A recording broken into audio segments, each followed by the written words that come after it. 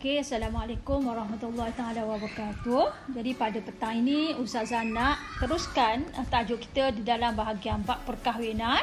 Okey, iaitu bahagian lafaz-lafaz cerai. Sebelum kita masuk kepada bahagian lafaz-lafaz cerai, secara ringkasnya Ustazah nak terangkan sedikit tentang pembahagian cerai.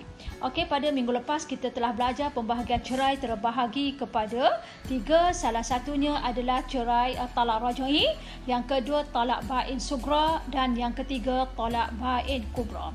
Jadi talak bain sugra ini Ustazah masuk kepada talak raj'i dulu. Talak raj'i ialah apabila seseorang suami menceraikan isterinya dengan talak 1 ataupun talak 2. Dan apabila si suami telah menceraikan isteri tadi dalam keadaan talak 1 dan talak 2, datang keinsafan ataupun penyesalan terhadap si suami tadi ataupun si isteri tadi, maka si suami tadi ingin kembali semula kepada pihak bekas isterinya, maka si suami boleh ambil si isterinya begitu sahaja tanpa memerlukan akad nikah yang baru dengan syarat. Okey, tidak memerlukan akad nikah yang baru. Okey, tidak memerlukan kepada akad nikah yang baru, tetapi dengan dia seseorang suami itu mesti memenuhi beberapa syarat. Syarat yang pertama, isteri itu belum lagi melepasi tempoh iddah.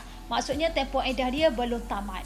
Okey, yang kedua, isteri itu sendiri diceraikan oleh suaminya dengan talak 1 dan talak 2 sahaja. Okey, itu namanya cerai talak raj'i. Okey, kemudian kita masuk cerai yang kedua, iaitu dinamakan cerai talak bain sugra. Cerai talak bain sugra ini si suami apabila dia rasa penyesalan ataupun keinsafan berlakunya perceraian tersebut, bila mana sudah pun masuk dalam bahagian talak bain sugra, maka si suami tadi sudah tidak boleh ambil isterinya begitu saja secara percuma. Syaratnya si suami tadi kena melalui proses akad nikah yang baru. Macam mana proses akad nikah yang baru? Kena menyediakan rukun-rukun pernikahan sebagaimana yang kita belajar. Okey, kerana apa mereka perlu akad nikah yang baru? Kerana si isteri tadi telah pun melepasi tempoh iddah. Itu dalam erti kata telah pun tamat tempoh iddah. Okey, dan yang kedua, isteri tadi ialah isteri yang tidak pernah disetubuhi sepanjang tempoh perkahwinan juga. Dia apabila dia cerai saja, tidak berlaku persetubuhan, maka dia juga jatuh di dalam bahagian talak bain sugra. Okey, boleh faham ya? Okey, dan yang ketiga dinamakan talak bain kubra. Talak bain kubra ini seseorang suami dia perlu melalui proses yang begitu panjang dan begitu lama, dan Ustazah harap anak-anak boleh baca di dalam syarat-syarat talak bain kubra. Jadi Ustazah cuma nak tekankan sini talak bain kubra apabila seseorang isteri itu telah dicerai dengan talak 3, kemudian suami itu rasa penyesalan dan nak kembali balik, maka sudah tertutup pintu rojok tadi, maka si suami tadi satu kena melalui proses akad nikah yang baru.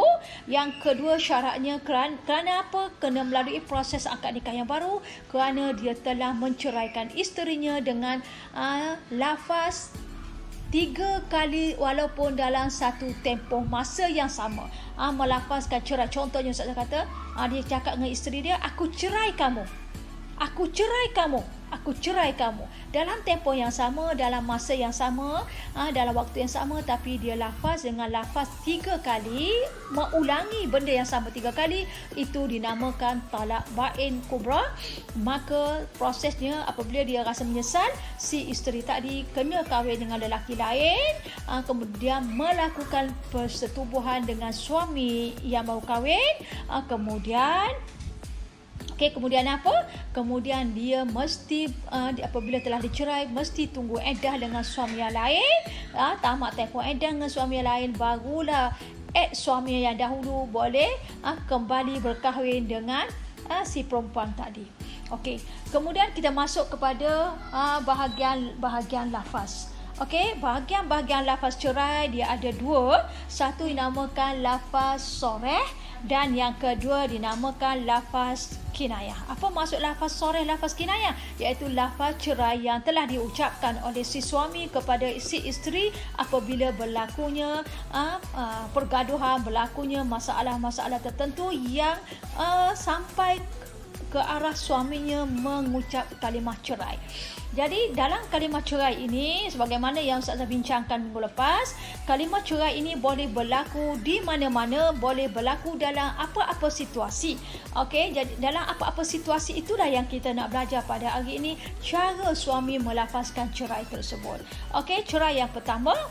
Okey, cerai yang pertama, suami melafazkan cerai secara soreh. Apa itu soreh? Secara terus terang, secara terang-terangan. Okey, walaupun secara terang-terangan ini si suami tadi hanya bermain-main, hanya suka-suka.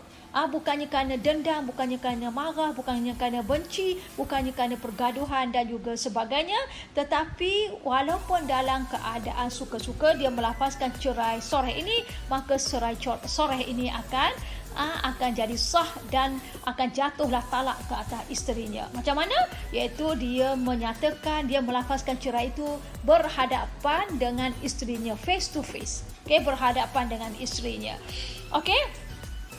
Kemudian yang kedua dinamakan lafaz kinayah. Lafaz kinayah ini dia bergantung kepada niat. Okey, lafaz kinayah dia bergantung kepada niat si suami tersebut. Okey, contohnya lafaz kinayah dia kata, okey, aku hantar rumah mak kamu, kemudian jangan balik-balik dah ke rumah ni. Maksudnya itu adalah lafaz kinayah. Jadi apabila kita pergi ke mahkamah, mahkamah akan tanya, lafaz yang kita cakap kepada isteri itu, adakah itu merupakan niat kita bercerai ataupun memang niat kita nak hantar dia balik dan tidak ada niat langsung untuk bercerai. Pada masa itulah proses akan dilakukan oleh pihak mahkamah. Okey, jadi lafaz kinayah ini dia bergantung kepada niat si suami, walaupun dia lafaz itu secara berdepan, face to face. Kalau kita tengok tadi lafaz soreh, dia melafazkan cerai, aku cerai kamu face to face, walaupun dalam keadaan suka-suka dia main-main. Okey, tapi tetap berlaku sebab dia telah pun mengungkapkan kalimah cerai. Tetapi kalau bahagian lafaz kinayah, walaupun dia face to face tapi dia tidak mengungkapkan kalimah cerai, cuma dia buat kiasan saja, iaitu aku hantar kamu ke rumah mak kamu, ataupun kalau kamu buat perangai ini lagi akan sebagainya, kita antara kita sudah tidak ada apa-apa, yang mana dalam kalimah lafaz kinayah itu tidak adanya kalimah cerai, maka di sini dia akan dihakimi, diadili ataupun dikira sama ada bercerai atau tidak mengikut kepada niat si suami tersebut. Okey, kemudian kita tengok rukun dan juga syarat-syarat cerai. Rukun dan syarat-syarat cerai dia ada 5. Okey, 5 rukun. Okey, rukun yang pertama ada 5. Rukun yang pertama mestilah si suami, mestilah seorang suami. Yang kedua mestilah seorang isteri. Yang ketiga, kuasa mencerai itu terletak di tangan suami. Dan yang keempat, niat mencerai.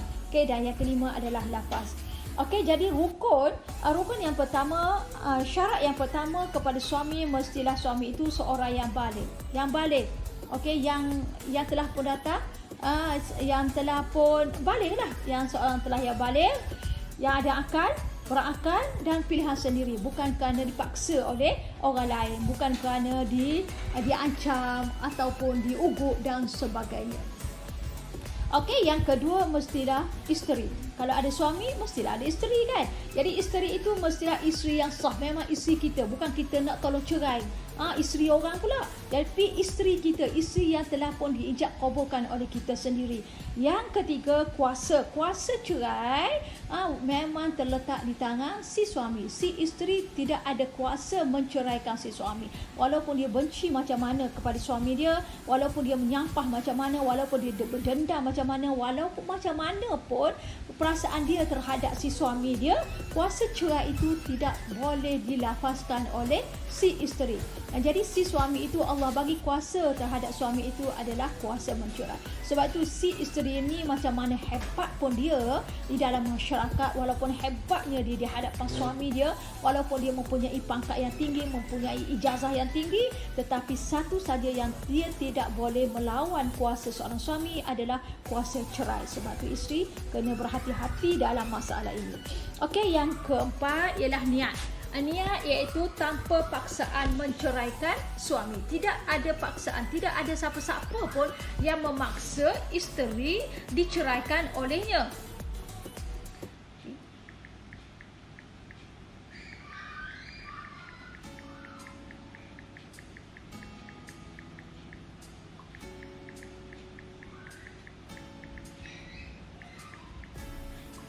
Okey, kemudian kita masuk yang terakhir iaitu rukun dan syarat-syarat cerai yang terakhir iaitu lafaz.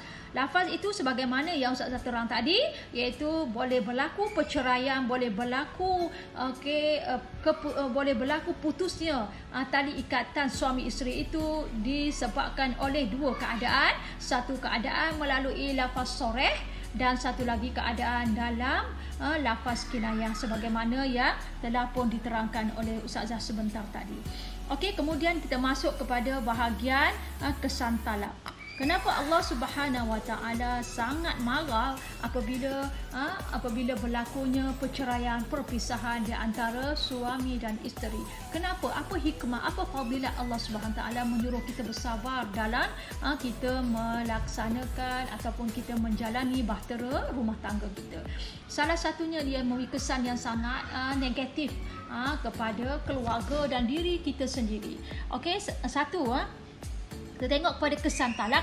Satu, isteri yang ditalak tidak mendapat harta mut'ah. Macam mana isteri yang dicerai, yang mana berlakunya perceraian itu disebabkan oleh permintaan si isteri. Contohnya kalau adanya satu pergaduhan, adanya perkara-perkara yang si isteri tadi tidak puas hati, dia minta suami dia ceraikan dia. Bergaduh sikit minta cerai, bergaduh sikit minta cerai. Berlaku salah faham dalam bahagian bab rumah tangga dia minta cerai. Bila mana si suami tadi rasa tercabar, si suami tadi rasa terkesan dengan permintaan si isteri tadi, pada satu ketika si suami melafazkan cerai. Melafazkan cerai disebabkan oleh permintaan si suami, maka si suami tadi dia tidak boleh mendapat harta mut'ah, mendapat sagu hati, hadiah sagu hati ataupun wang sagu hati selepas berlaku perceraian. Sebab apabila berlaku sesuatu perceraian, si isteri tadi dia akan mendapat hadiah sagu hati, wang sagu hati yang wajib diberikan oleh seorang suami kepada isterinya selepas berlaku perceraian. Tetapi dalam masalah ini isteri tidak mendapat harta mut'ah, duit sagu hati perceraian. Disebabkan apa?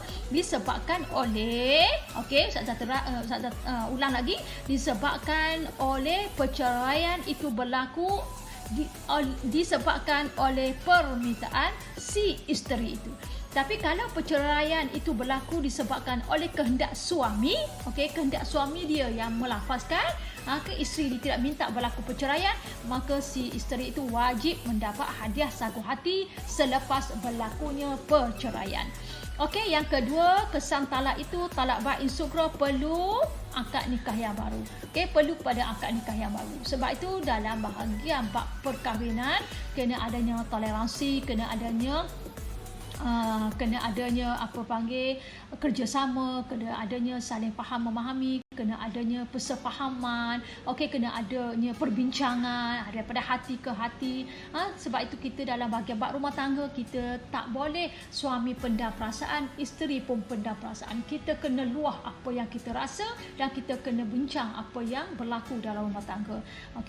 Barulah boleh mencernihkan satu-satu suasana. Sebab kita bila dah kahwin, kita bukan macam kita berkawan, bukan masa kita bercinta, hanya tengok sesekali, hanya boleh berpura-pura. Tetapi bila kita dah kahwin, semuanya kita akan terzohir di hadapan kita sama ada baik ataupun buruk. Sebab tu kena ada saling lengkap melengkapi.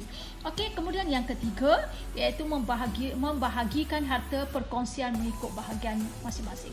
Bila berlaku perceraian dalam kita, sepanjang kita berumah tangga, dalam rumah kita mungkin kita ada beli barang itu berkongsi. Contohnya si suami beli kerusi, ruang tamu, si isteri beli kerusi di ruang makan, ataupun sebahagian daripada peralatan di rumah itu adalah dibeli oleh suami dan sebahagian lagi dibeli sumbangkan oleh si isteri. Bila berlaku perceraian ataupun duit yang ada dalam bank itu mungkin persepakatan, mungkin adanya hasil titik perlu bersama. Apabila berlaku perceraian, dia mesti kira balik duit itu dan dibahagi sama rata. Ini adalah disebabkan oleh kesan talak yang diajar oleh Allah SWT, supaya bila berlaku perceraian, bila berlaku perceraian, maka keadaan itu bukan menjadi satu musuh, bukan menjadi macam tidak bertegur sapa, tetapi Islam itu walaupun bercerai, tetapi keadaan itu Islam ajar supaya sentiasa murni, sentiasa baik. Kemudian kita masuk kepada hikmah talak. Apa hikmah talak? Satu hikmah dia adalah untuk jalan terakhir dalam menghadapi kekusutan rumah tangga. Terkadang orang ni bila dia dah kahwin, berlakunya masalah, kemudian berlakunya perceraian. Kadang orang ni bila dia dah kahwin, kadang jalan hidup dia lagi lebih stres, dia lebih banyak masalah. Sebab itu dalam bahagian perkahwinan, Ustazah kata ciri-ciri yang pertama yang kena ada dalam pasangan memilih calon isteri itu adalah mesti mereka yang memiliki ilmu agama yang mantap, mesti memiliki ilmu agama yang sebenar-benarnya. Kita tidak boleh, sebab apabila kita dah kahwin, kita akan bawa rumah tangga kita ke mana arah, untuk kita membawa rumah tangga kita ke arah syurga ke ataupun ke arah neraka.